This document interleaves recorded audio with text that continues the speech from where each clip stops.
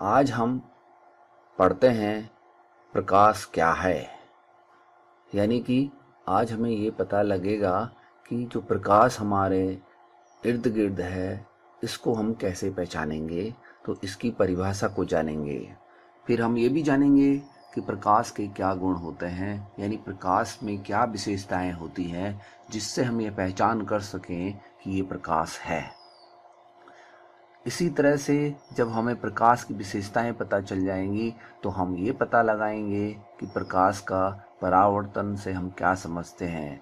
यानी प्रकाश का एक विशेषता है प्रकाश का परावर्तन। इस विशेषता को आज हम पढ़ेंगे। इसी तरह से हम परावर्तन करने के लिए हमारे पास क्या युक्तियां होनी चाहिए, कैसे हम परावर्तन को देख सकते हैं, उसके लिए दर्पण जरूरी है, तो हम दर्पण को जानेंगे।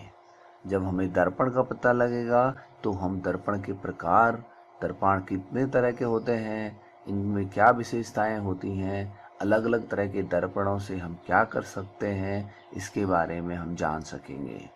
उसके बाद जब दर्पण का हमें पता लगता है कि दर्पण अलग अलग प्रकार के होते हैं, तो हम उन दर्पणों को समझने के लिए उनका ज्योमेट्रिकल ट्रेस करेंगे, यानी उनके लिए किरण आरेख खींचेंगे ताकि हम वस्तु का प्रतिबिंब, वस्तु कहाँ पर दिखेगी, कैसे दिखेगी, कब बड़ी दिखेगी, कब छोटी दिखेगी, कब सीधी दिखेगी, कब वस्तु वास्तविक दिखेगी, कब वस्तु आभासी दिखेगी, इस बात का हम पता करेंगे।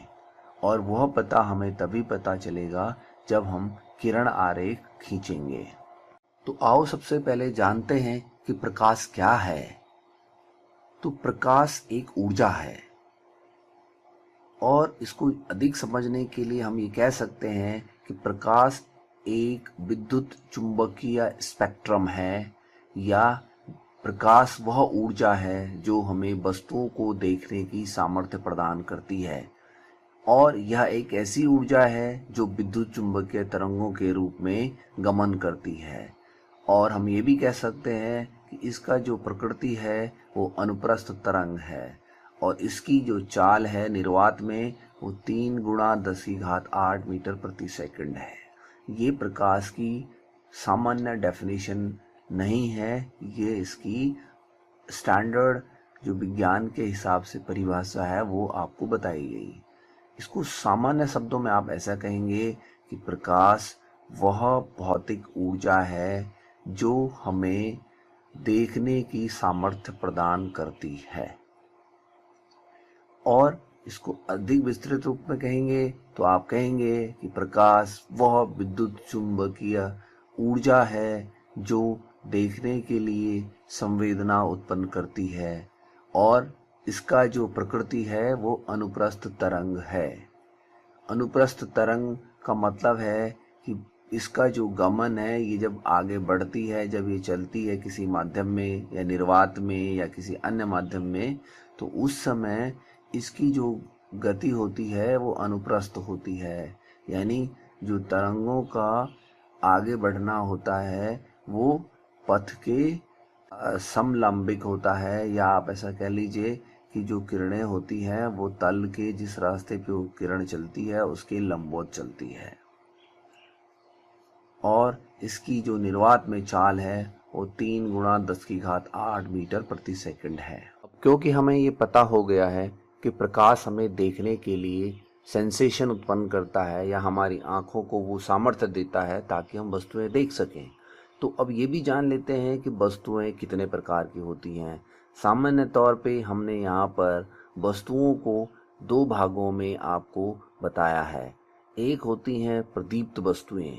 प्रदीप्त वस्तुएं यानी वो वस्तुएं होती हैं जिनका स्वयं का प्रकाश होता है, यानी जो खुद से प्रकाश उत्सर्जित करती हैं, जिनसे प्रकाश हमें देखने को मिलता है, यानी जिनसे प्रकाश निकलता है, या जो प्रकाश के स्रोत हैं। तो प्रदीप्त वस्तुएं जो वस्तुएं स्वयं का प्रकाश उत्सर्जन करती हैं, और इसका उदाहरण है जैसे सूर्य। सूर्य एक हमारे पास सर्वविद्यमान ऊर्जा का स्रोत है और हमेशा प्रदीप्त रहता है। इसी तरह से विद्युत बल्ब है, लालटेन है, हमारे पास तारे सितारे हैं, या कहीं पर कैंडल है, जलते हुए कोयले हैं आदि जो हैं, ये सब ऊर्जा के स्रोत हैं और ये प्रदीप्त वस्तुओं की कैटेगरी में आते हैं, यानी ये प्रदीप्त वस्तुएं हैं। अब जो दूसरे प्रकार की वस्तुएं होती हैं वो होती हैं अप्रदीप्त वस्तुएं, यानी प्रदीप्त का उल्टा। अप्रदीप्त वस्तुएं स्वयं के प्रकाश से प्रकाशित न होकर दूसरों के प्रकाश से प्रकाशित होती हैं, यानी इनका अपना लाइट नहीं होता, इनकी अपनी एनर्जी, जो प्रकाश की एनर्जी है इनकी नहीं होती, यानी ये स्वयं का प्रकाश उत्पन्न नहीं करते। इनको दूसरे स्रोत से प्रकाश चाहिए, यानी प्रदीप्त वस्तुओं से इनको प्रकाश चाहिए। तो ऐसी जो वस्तुएं हैं उनमें आप अन्य जितनी वस्तुएं हैं, जैसे कि हमने यहाँ पे चंद्रमा दिखाया है आपको, मेज है, कुर्सी है, पेन है, कलम है, किताब है, यानी अन्य सभी प्रकार की वो वस्तुएं जिनको देखने के लिए प्रकाश चाहिए, उन वस्तुओं को अप्रदीप्त वस्तुएं कहते हैं। आपको प्रदीप्त वस्तुएं और दीप्त वस्तुओं में सिर्फ यहीं पर अंतर समझना है कि जिनका स्वयं का प्रकाश होगा वो प्रदीप्त, और जिनका अपना प्रकाश नहीं होगा, जिनको प्रकाश चाहिए देखने के लिए, उन वस्तुओं को अप्रदीप्त वस्तुएं कहते हैं। जैसा कि हमने पीछे भी अभी पढ़ा कि प्रकाश के कुछ गुण धर्म होंगे, उन गुण धर्म को जान लेते हैं। तो पहला जो गुण धर्म है इसका वो ये है कि इसको किसी माध्यम की आवश्यकता नहीं होती, यानी प्रकाश का जो गमन है वो किसी भी माध्यम में हो सकता है, और प्रकाश का गमन निर्वात में हो सकता है, प्रकाश का गमन कांच में हो सकता है, पानी में हो सकता है, यानी किसी भी माध्यम की इसको आवश्यकता नहीं है। अगला जो इसका गुण है कि यह विद्युत चुंबकीय तरंगों के रूप में गति करता है, यानी इसका जो नेचर है वो इलेक्ट्रोमैग्नेटिक वेव की तरह है, यानी इसमें इलेक्ट्रिक फील्ड भी है और मैग्नेटिक फील्ड भी है। आप इसको ऐसा कह लीजिए कि इसमें विद्युत का गुण तो है ही है, इसमें चुंबकीय गुण भी है। तो प्रकाश की जो कैरेक्टरिस्टिक्स है उसमें विद्युत चुंबकीय तरंग का गुण होना जरूरी है, यानी ऐसी तरंगे जिनमें ये गुण होगा वो प्रकाश की श्रेणी में आएगा। जैसे कि यहाँ पर हम सन से आने वाली प्रकाश किरण की बात कर रहे हैं, लेकिन अन्य प्रकाश को जिनको हम प्रकाश के स्रोत में भी कहा था, प्रदीप्त वस्तुओं में भी कहा था, जैसे कैंडल है या कोयला है, तो इन सब में ये दोनों फैक्टर नहीं होंगे, यानी इलेक्ट्रिक और मैग्नेटिक फैक्टर दोनों इसमें नहीं होंगे। जो सूर्य का प्रकाश है उसमें जो वेग होती है निर्वात में वो होता है 3 × 10⁸ मीटर प्रति सेकंड, यानी जो इलेक्ट्रोमैग्नेटिक वेव होती हैं, विद्युत चुंबकीय तरंगें होती हैं, चाहे वो किसी भी स्रोत से पैदा की जाए, तो उनकी जो खासियत है वो ये है कि उनका जो वेग है वो लगभग स्थिर वेग है 3 × 10⁸ मीटर प्रति सेकंड। और इसी तरह से जैसे कि हम यहाँ पर देख भी रहे हैं, सामने जो हमारे पास चित्र है उसमें दिखता है कि जो प्रकाश है उसका जो गमन है वो एक सरल रेखा में होता है, यानी प्रकाश जब किसी मीडियम पे, किसी माध्यम पे टकराता है तो वह सरल रेखा में गति करता है, या उसका जो आने का पथ है वो एक सरल रेखा में होता है। भले ही हमें ये देखने को कहीं पर डिफ्यूज लाइट भी मिलेगी, वो डिपेंड करेगी मीडियम पे, लेकिन इसका जो गमन पथ है उसको हमेशा सरल रेखा में मानेंगे। तो कुछ चीज़ें आपको याद रखनी है, एक तो इसका वेग कितना होता है 3 × 10⁸ मीटर प्रति सेकंड। दूसरा आपको याद रखना है कि इसकी गति को हम सीधी रेखा में प्रदर्शित करेंगे, ताकि आगे जब हम किरण आरेख खींचेंगे तो उन किरण आरेख में भी हमें ये ध्यान रखना है कि प्रकाश की गति को हम सीधा दिखाएंगे। इसी तरह से हम ये भी याद रखेंगे कि प्रकाश जो है किसी भी माध्यम में गति कर सकता है, और ये भी ध्यान रखेंगे कि प्रकाश को किसी माध्यम की आवश्यकता नहीं होती है। प्रकाश का परावर्तन। अब हम ये जानने की कोशिश करेंगे कि प्रकाश का परावर्तन क्या है। तो प्रकाश का परावर्तन क्या है उसके लिए हमारे पास कुछ युक्तियां होनी चाहिए जैसे कि हमारे पास दर्पण होना चाहिए, कोई परावर्तक पृष्ठ होना चाहिए जहाँ पर हमें देखेंगे कि प्रकाश जब उस मीडियम में उस तल पर गिरता है तो क्या होता है। तो जो परिभाषा है वो ये कहती है कि जब प्रकाश की किरण किसी परावर्तक पृष्ठ से टकराता है तो टकराने के पश्चात उसी माध्यम में वापस चला जाता है या मुड़ जाता है। तो जब वो उसी माध्यम में चलकर आ जाता है तो इस घटना को प्रकाश का परावर्तन कहते हैं। यानी जिस माध्यम से यह चलकर आया है और अगर उसी माध्यम में वो वापस चला जाए तो यह घटना प्रकाश का परावर्तन कहलाती है। इसको हम सीधा सीधा ऐसे कह लें कि जो प्रकाश का परावर्तन है इसको हम दर्पण में देख सकते हैं। जैसे कि हम अपने घर में वरना जो समतल दर्पण है जिसके सामने हम खड़े होते हैं तो हम उसके सामने जब खड़े होते हैं तो हमें अपना प्रतिबिंब दिखाई देता है। तो प्रतिबिंब दिखाई देने का मतलब ये है कि हमें अपनी साइड में हम देखते हैं तो हमें अपना प्रतिबिंब देखते हैं दर्पण के पीछे। तो ये क्यों होता है, इसका सामान्य उदाहरण है कि जब दर्पण पे वस्तु से प्रकाश होकर गुजरता है तो दर्पण उस प्रकाश को पूरा क्या कर देता है, परावर्तित उसी दिशा में भेज देता है जो हमारी आँखों पर पड़ने के बाद हमें वस्तु को वैसे ही दिखाई देती है जैसे कि वस्तु वास्तव में है। यानी कि हम इसको ऐसा कह सकते हैं कि यहाँ पर क्या हो रहा है कि प्रकाश परावर्तक पृष्ठ से टकराने के बाद वापस आया तो यह घटना क्या हो गई, प्रकाश का परावर्तन। अगर ऐसा ना होता तो वहाँ पर शैडो बनती है, यानी वहाँ पर क्या बनती है, छाया बनती है। तो इस चीज़ को भी थोड़ा सा आप याद रखेंगे कि प्रतिबिंब क्या है, यानी छाया क्या है और प्रतिबिंब क्या है। तो शैडो में प्रकाश की किरण जो है परावर्तन के पश्चात वापस नहीं आती, इसलिए शैडो बनती है। और जब कुछ अंश भी या कुछ भाग भी या पूरा भाग परावर्तित होकर आ जाता है तो वहाँ पर वस्तु का प्रतिबिंब बनता है, वस्तु का चित्र बनता है। अब हम एक इंटरैक्टिव के माध्यम से प्रकाश की परावर्तन की घटना को समझते हैं। जैसे कि यहाँ पे चित्र में आपको दिखाई दे रहा है कि एक परावर्तक पृष्ठ है जिसको हमने मिरर लिखा है और यहाँ पर हमने एक तरफ अपने आप को माना, दूसरी तरफ मान लीजिए अपने फ्रेंड को माना, या एक तरफ अपनी आँख है, दूसरी तरफ जो है वस्तु की आँख है। तो यहाँ पर हम देख रहे हैं कि जब वस्तु का आकार हम बड़ा या छोटा कर रहे हैं तो सामने जो उसका प्रतिबिंब है वो भी उसी तरह से घट बढ़ रहा है। और बीच में हमने सेंटर में दर्पण रखा है, जो दर्पण पर प्रकाश गिर रहा है वो वापस जा रहा है उसी माध्यम में। तो हमारी आँख पर जो प्रतिबिंब दिख रहा है वो वैसे ही दिख रहा है। इसी तरह से जब हम उसे आगे और पीछे कर रहे हैं वस्तु को, या अपनी आँख को आगे और पीछे कर रहे हैं, तो वस्तु का जो आकार है वो भी हमें उसी तरह से दिख रहा है। यानी यहाँ पर क्या दिख रहा है कि समतल दर्पण द्वारा जो भी प्रतिबिंब बन रहा है वो सीधा बन रहा है, वस्तु के साइज का बन रहा है, पीछे बन रहा है, उतनी ही दूरी पे बन रहा है जितनी दूरी पे वस्तु रखी है। इसके अतिरिक्त यहाँ पर जो प्रतिबिंब है वो पैरेलली दिखाई दे रहा है। तो जैसा कि आप देख सकते हैं कि यहाँ पर जैसे हम मूवमेंट कर रहे हैं, वस्तु का साइज छोटा कर रहे हैं, तो प्रतिबिंब का साइज भी घट रहा है और ये हो रहा है दर्पण की वजह से। वहाँ पर समतल दर्पण है।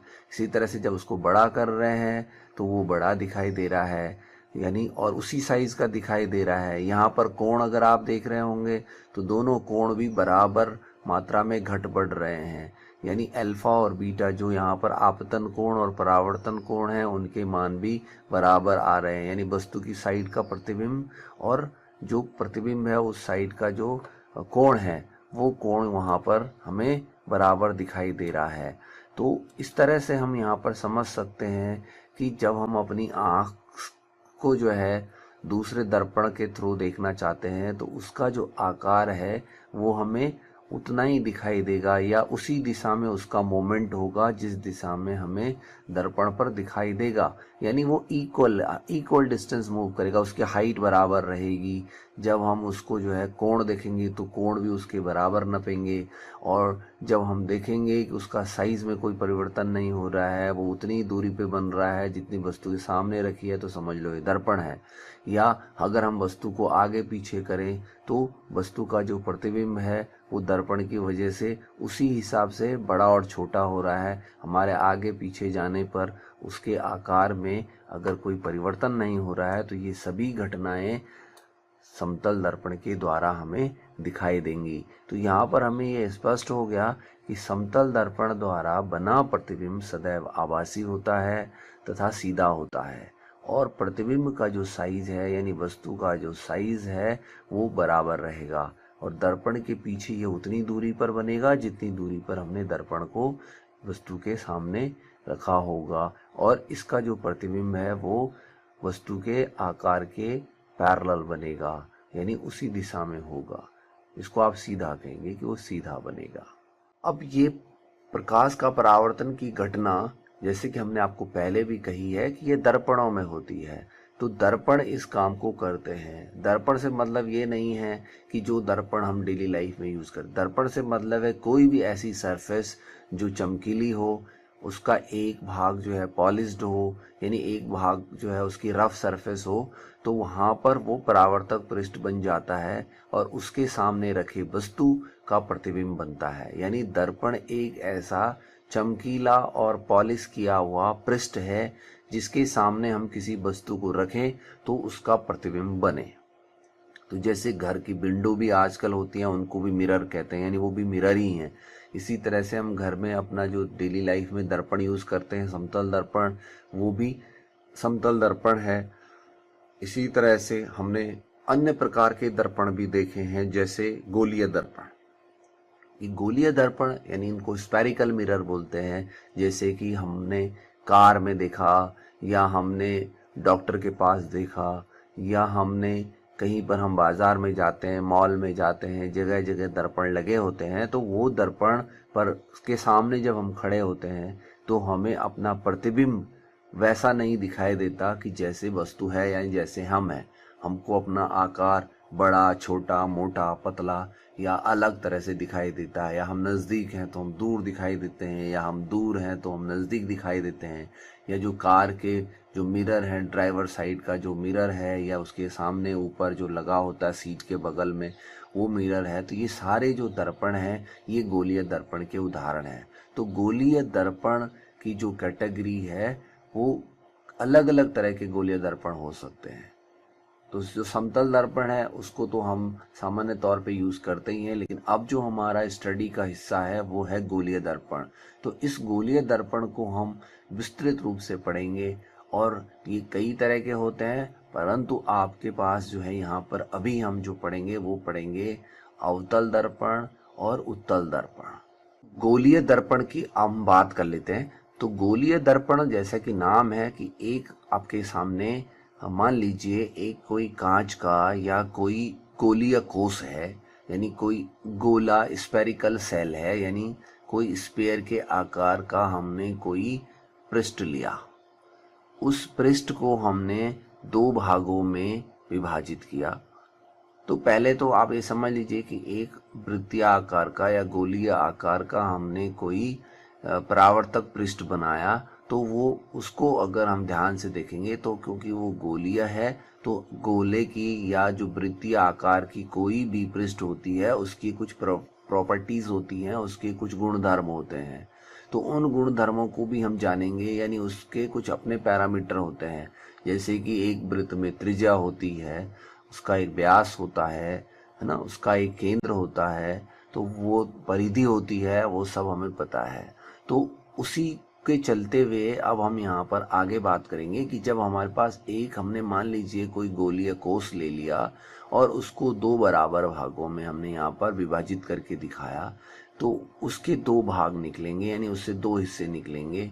एक हिस्से को हम अंदर से पॉलिश करेंगे और एक हिस्से को हम बाहर से पॉलिश करेंगे।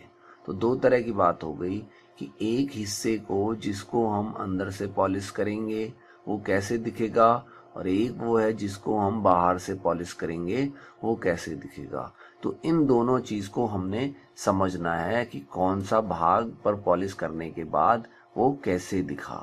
तो अब हम इसको सीधा सीधा ऐसे समझेंगे कि यदि हमने किसी दर्पण के या किसी गोलीय कोश के बाहरी पृष्ठ पर हमने पॉलिश की तो वो उसका नाम होगा वहां पर कॉनकेव, ठीक है। और अगर हमने उसको अंदर से पॉलिश किया तो वहां पर उसका नाम होगा कॉन्वेक्स। यानी अंदर से पॉलिश होगी तो उत्तल और बाहर से पॉलिश होगी तो अवतल। इस बात को आप समझ लीजिए कि किसी भी दर्पण के लिए अगर वो कॉनकेव है तो अगर उसके बाहर पॉलिश है, बाहर का मतलब उभरे हुए हिस्से में अगर पॉलिश है तो वो जो हिस्सा होगा उसका वो कहलाएगा क्या, कॉनकेव यानी अवतल। और अगर उसके अंदर के हिस्से में पॉलिश है यानी बाहर उसका परावर्तक तल है तो उसको बोलेंगे उत्तल। तो उत्तल दर्पण और अवतल दर्पण की सामान्य पहचान क्या है कि एक के उभरे हुए हिस्से में पॉलिश होगी तो वो कॉनकेव होगा, जिसके अंदर मुड़े हुए हिस्से में यानी अंदर की तरफ पॉलिश होगी तो वो होगा उत्तल।